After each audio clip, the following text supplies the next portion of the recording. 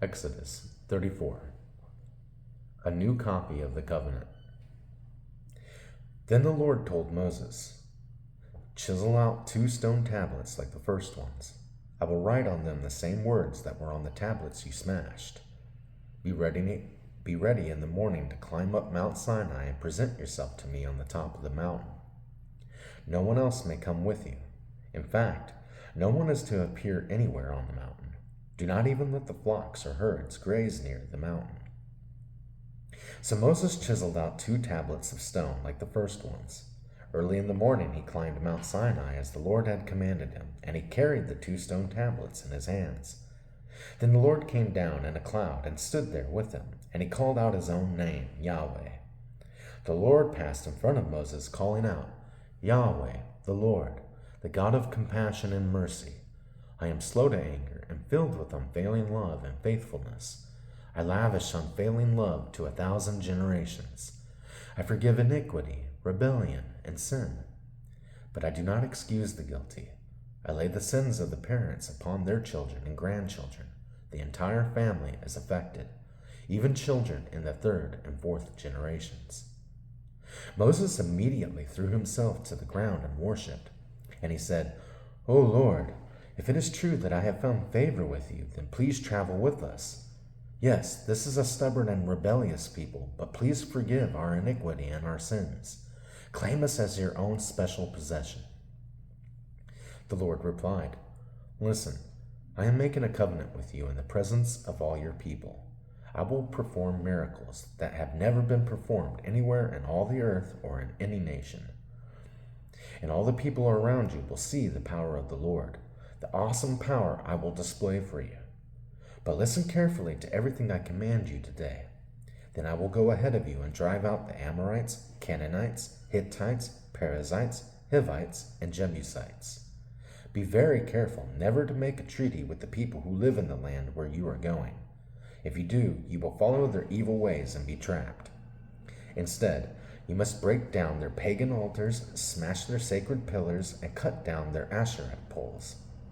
You must worship no other gods, for the Lord, whose very name is jealous, is a God who is jealous about his relationship with you.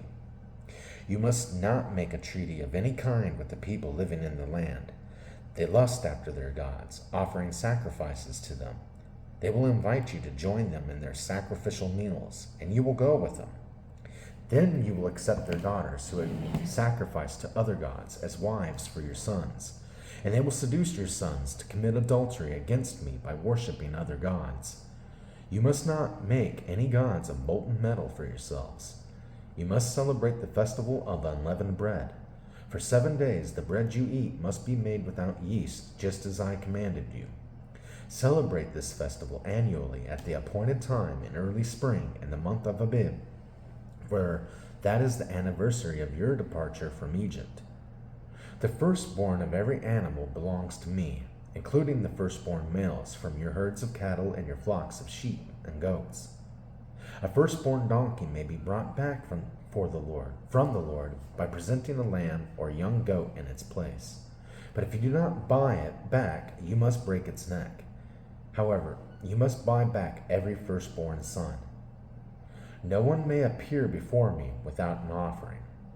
You have 6 days each week for your ordinary work, but on the 7th day you must stop working, even during the seasons of plowing and harvest. You must celebrate the festival of harvest with the first crop of the wheat harvest, and celebrate the festival of the final harvest at the end of the harvest season. 3 times each year every man in Israel must appear before the sovereign, the Lord, the God of Israel. I will drive out the other nations ahead of you and expand your territory. No one will covet and conquer your land while you appear before the Lord your God 3 times each year. You must not offer the blood of my sacrificial offerings together with any baked goods containing yeast. And none of the meat of the Passover sacrifice may be kept over until the next morning. As you harvest your crops, bring the very best of the first harvest to the house of the Lord your God. You must not cook a young goat in its mother's milk. Then the Lord said to Moses, "Write down all these instructions, for they represent the terms of the covenant I am making with you and with Israel." Moses remained there on the mountain with the Lord 40 days and 40 nights. And all that time he ate no bread and drank no water. And the Lord wrote the terms of the covenant, the 10 Commandments, on the stone tablets. When Moses came down Mount Sinai carrying the 2 stone tablets inscribed with the terms of the covenant, he wasn't aware that his face had become radiant because he had spoken to the Lord. So when Aaron and the people of Israel saw the radiance of Moses' face, they were afraid to come near him.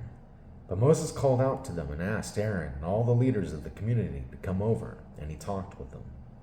Then all the people of Israel approached him, and Moses gave him all the instructions the Lord had given him on Mount Sinai. When Moses finished speaking with them, he covered his face with a veil.